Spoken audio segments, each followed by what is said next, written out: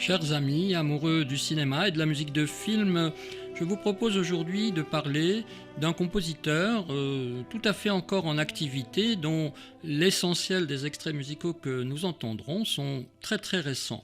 C'est Alexandre Desplat. Il est né le 23 août 1961 à Paris, il a donc 58 ans aujourd'hui. Il a une œuvre à la fois abondante mais discrète, peu de tubes dans sa tête, donc pour nous, de la même façon, peu de tubes dans la tête du grand public et même, je dirais, du petit public. Œuvre de grande qualité, reconnue, puisqu'il va travailler avec des réalisateurs de façon ininterrompue, des réalisateurs prestigieux, sans cesse renouvelés jusqu'à aujourd'hui. Quelques récompenses, la partie visible de 176 nominations à différentes prestations, j'allais dire, de festivals et autres, 68 récompenses, mais les plus prestigieuses peut-être les 2 Oscars qu'il va obtenir sur 8 nominations à Hollywood, et puis 3 Césars sur 8 nominations encore. On peut pratiquement dire que depuis quelques années, il est annuellement nominé. Il va donc aussi gagner des Golden Globes, des Étoiles d'Or du cinéma, du World Soundtracks Awards et autres récompenses au Festival de Berlin, de Venise et d'ailleurs. On peut donc être un brillant et constant compositeur de musique de film et agir de façon presque anonyme, en liberté, quasiment en indépendant. Quelques films surnagent, ceci étant côté box-office, mais leur musique n'est pas forcément, encore une fois, dans nos mémoires. Alors, nous allons découvrir aujourd'hui quelques curiosités, peut-être des musiques que nous oublierons immédiatement. Elles ne sont pas faites pour être des tubes, elles ne sont pas faites pour être justement des musiques qui vont prendre le dessus presque sur leur fonction. C'est donc aujourd'hui intéressant de voir que la musique de cinéma n'est pas non plus seulement qu'une fabrique de tubes, et évidemment c'est nécessaire quelquefois pour faire carrière ou pour se faire connaître, pour vendre quelques disques, mais je crois que vraiment s'il y a quelqu'un qui est indiscutablement totalement détaché de cette considération-là, c'est bien Alexandre Desplat, et quelque part, le non-tube nourrit, le non-tube paye, puisqu'en tout cas, l'œuvre d'Alexandre Desplat est là pour nous le montrer. Il va à ce jour à peu près totaliser 220 compositions pour le cinéma de diverses façons. Il y a par exemple 130 longs métrages, on peut dire les choses comme ça, 17 courts métrages, 31 téléfilms, 9 musiques pour des séries télévisées. Par exemple, il va pendant 10 ans habiller tous les numéros de Zérorama de Carl Zéro sur Canal+, et toutes ces émissions qu'il fera dans la foulée. Il fera par exemple pour la télévision aussi la musique du dessin animé Pif et Hercule. Bon, il n'y a pas de honte à faire ça. Et puis le feuilleton un peu moyennement loupé de ces dernières années, Marseille, eh bien la musique est d'Alexandre Desplat. Il va aussi travailler pour le théâtre, pour le spectacle, et il va aussi surtout travailler pour la chanson. Enfin, une seule fois, en 1987, et en voici sans doute ce que l'on connaît le mieux de Alexandre Desplat, mais alors surtout pas en sachant que c'est lui qui l'a écrit.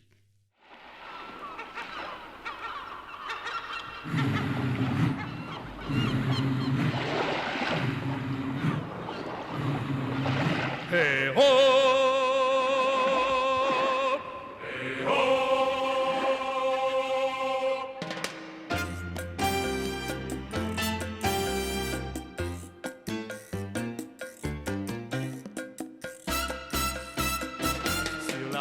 Qui nous menait loin du monde et des problèmes,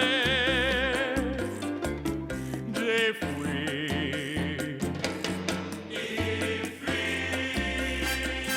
come la gazelle aimable au gracile des velours. J'ai vendu des bagues en baguettes, les mouettes m'écrient leur bonjour.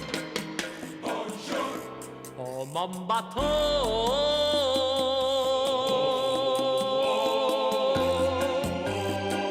tu es le plus beau des bateaux et tu me guides sur les flots vers ce qu'il y a de plus beau. Tu es le plus beau des bateaux. Voilà, on ne peut pas échapper à ça, mais peut-être est-ce comme cela que l'on peut commencer aussi une carrière un peu plus diversifiée. En tout cas, 5 chansons pour Éric Morana en 1987, un petit tour et puis il s'en va. Et 4 ans plus tard, ce sera les débuts dans la musique de film, comme quoi tout mène à tout. Par ailleurs, c'était un brillant élève au Conservatoire supérieur de Paris, en flûte, en piano et puis en écriture. Et il va donc se faire la main, peut-être, avec d'autres choses un peu plus anonymes. En tout cas, voilà les débuts d'Alexandre Desplat. Comme quoi, eh bien, un Oscar peut arriver même tardivement pour récompenser toute une carrière. Alors, il travaille pour des réalisateurs, comme je disais, nombreux.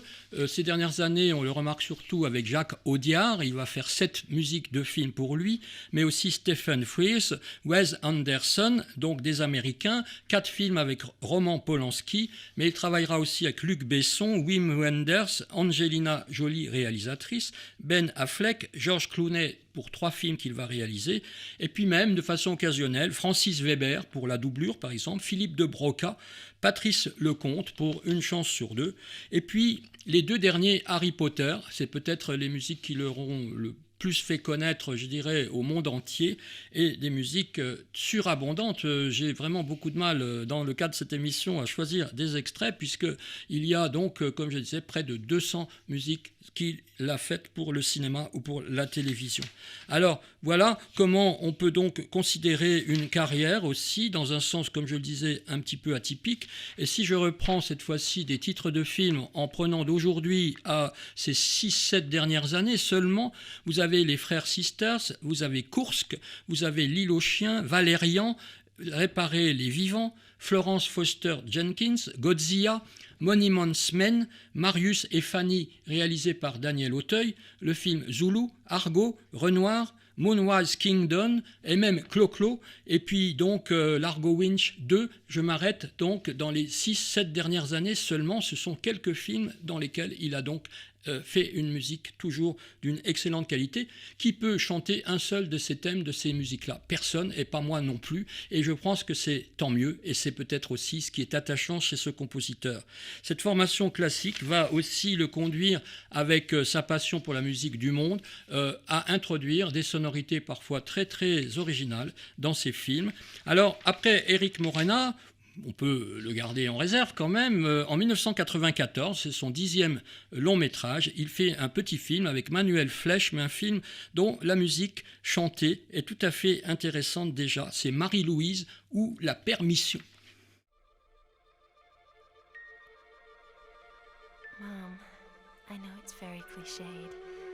Love at first sight, love in Paris. But when he told me, marry Louise, and stole a kiss, that was sweet. Oh, it's not a sin, Mom, just a kiss. A French kiss, yes, but that's Paris.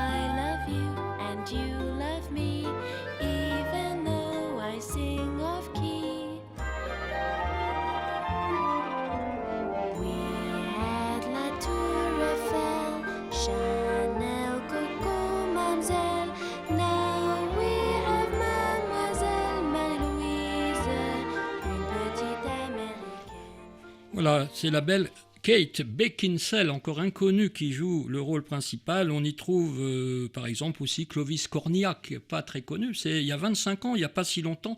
Et c'est donc son 10e film. Il en a fait des dizaines et des dizaines depuis.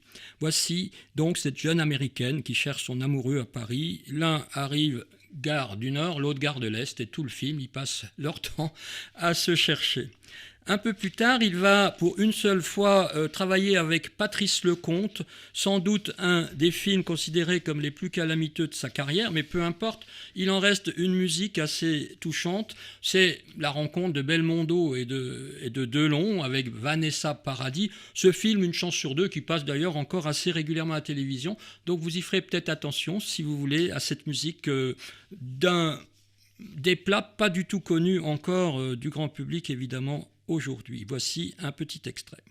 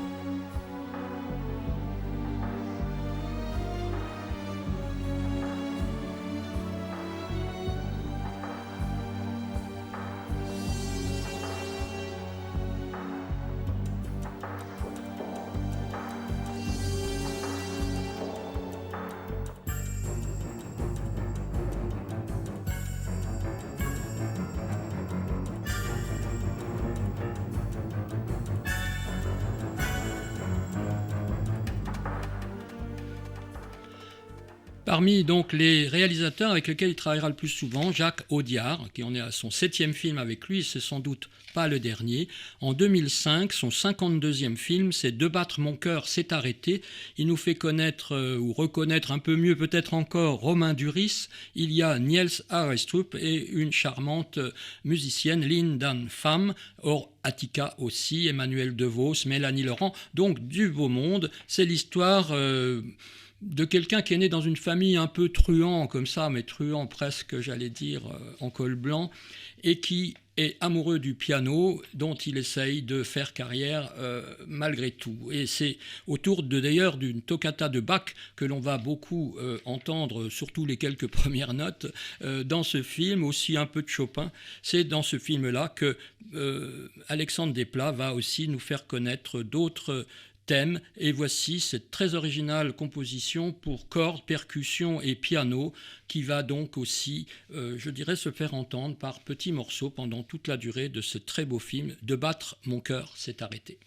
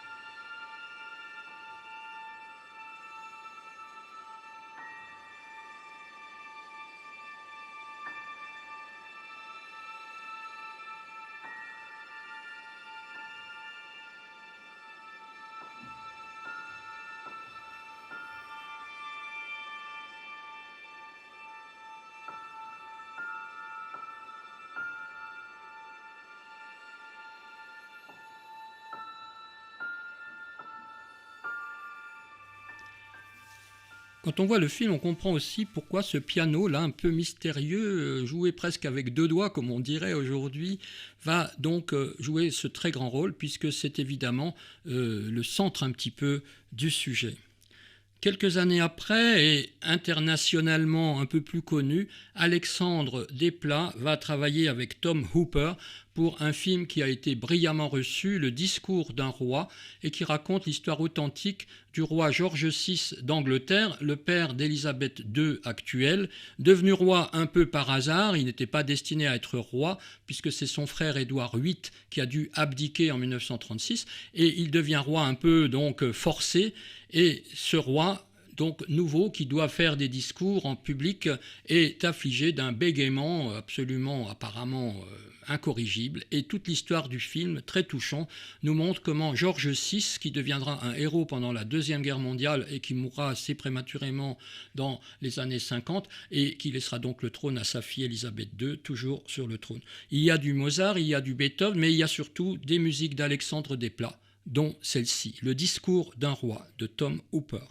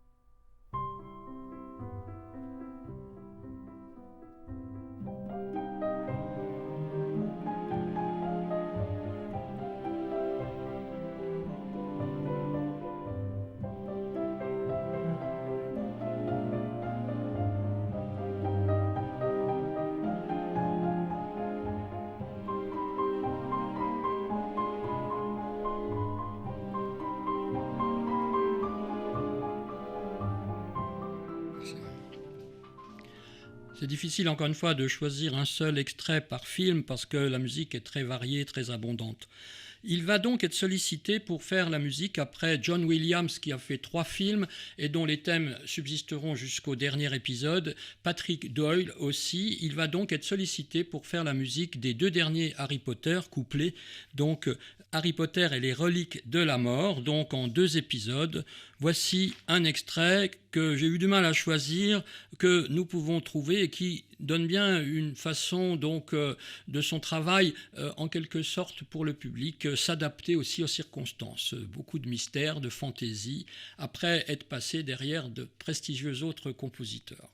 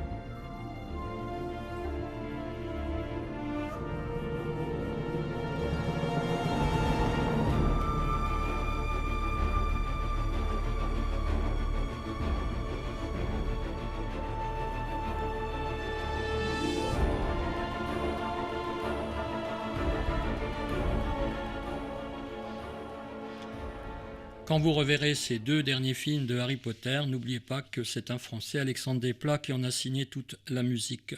Il retrouve Jacques Audiard en 2012 pour De Rouille et d'Os, où nous y trouvons de beaux et belles actrices, de beaux acteurs, de belles actrices, Marion Cotillard par exemple et Matthias Schoenaerts.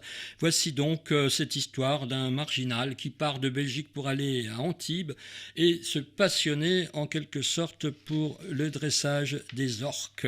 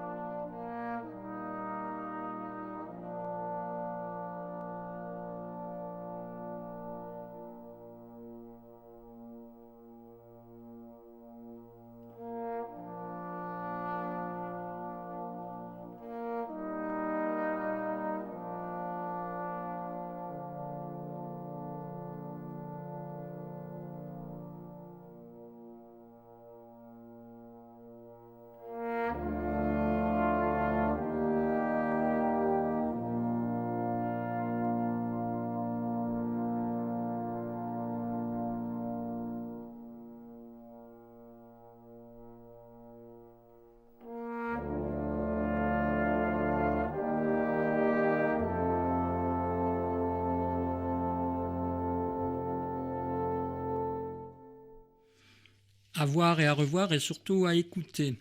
En 2014, un des films les plus titrés de toute l'histoire du cinéma récente, The Grand Budapest Hotel, qui nous raconte dans une république fictive de Dubrovka entre les deux guerres, comment le monde des nazis est en train d'envahir tous les territoires qui l'environnent, vu à travers le concierge de ce fameux hôtel Budapest. Il va utiliser des instruments assez typiques de ce qu'on pourrait considérer comme l'Europe centrale, un peu cliché, un peu carte postale, le cymbalum ou les balalaïkas, où il va en utiliser pas moins d'une trentaine. On a dit qu'ils ont passé du temps à rassembler à Paris tous les balalaïkaïstes qu'ils pouvaient trouver pour nous jouer cette très belle musique de ce Grand Budapest Hotel, quelques minutes sur 60 minutes de musique.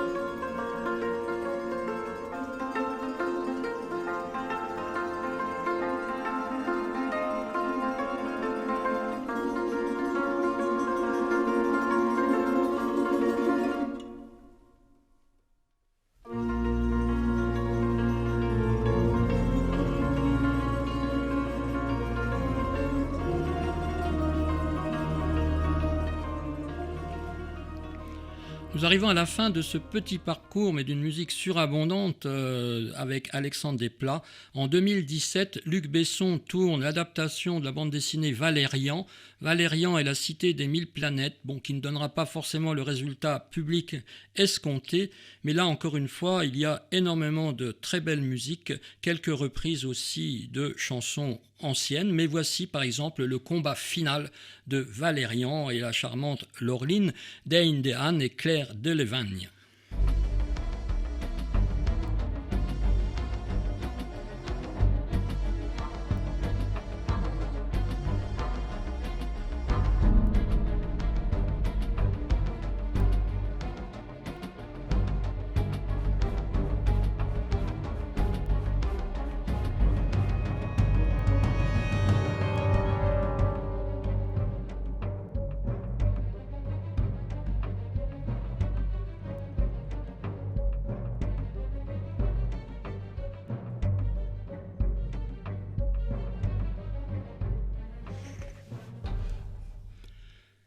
En 2017, c'est La forme de l'eau, film aussi qui va le faire beaucoup connaître encore au-delà de ce que vous pouvez savoir, en tout cas son nom, Guillermo del Toro, pour ce film fantastique d'une enfant trouvée dans une rivière et où l'eau, comme son nom l'indique, a une très grande importance. Nous trouvons aussi quelques chansons reprises de la variété, c'est un peu de plus en plus courant, j'allais dire, même dans le cinéma, mais voici un tout petit peu de la musique originale, donc de Alexandre Desplat.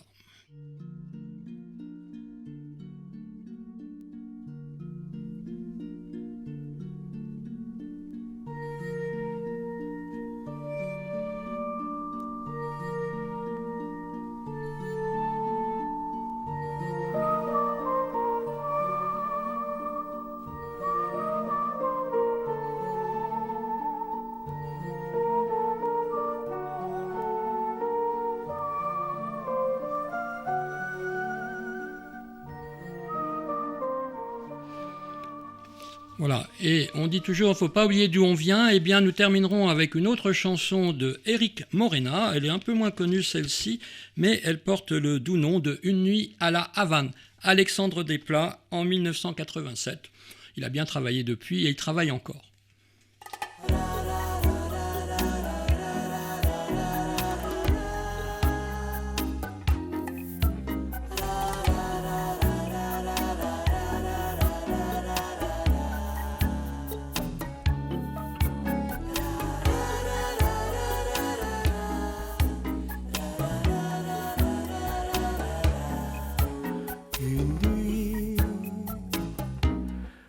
la Havane, dans les bras délicats d'une jeune personne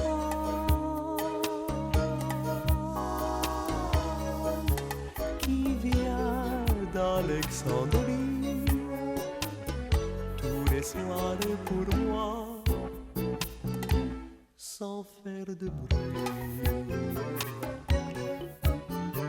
Ah, que j'aime le son de ses bas qui glisse le long de mes doigts. Enfin le désir nous enflamme, et pour étouffer ses sanglots, je l'embrasserai crescendo jusqu'au plus profond de son âme. C'est beau.